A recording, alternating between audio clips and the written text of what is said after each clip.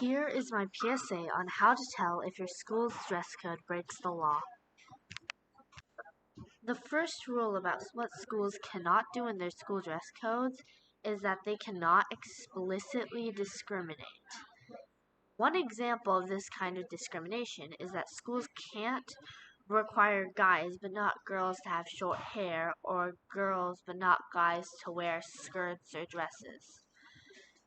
These laws would violate Title IX, Title VI, and the U.S. Constitution's Equal Protection Clause, because they would discriminate on some factor, whether it was race, sex, any of these things, right? Now, the second one is that all students, whether trans or cis, must be allowed to wear clothing consistent with their gender identity and expression.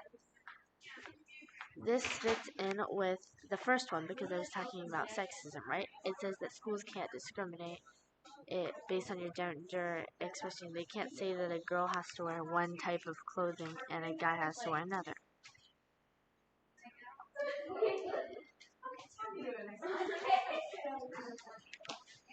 Commonly, dress codes have a lot of sexist enforcement against girls, and one of the rules is that dress codes cannot be unevenly enforced against any particular group of students, or they may violate laws prohibiting discrimination.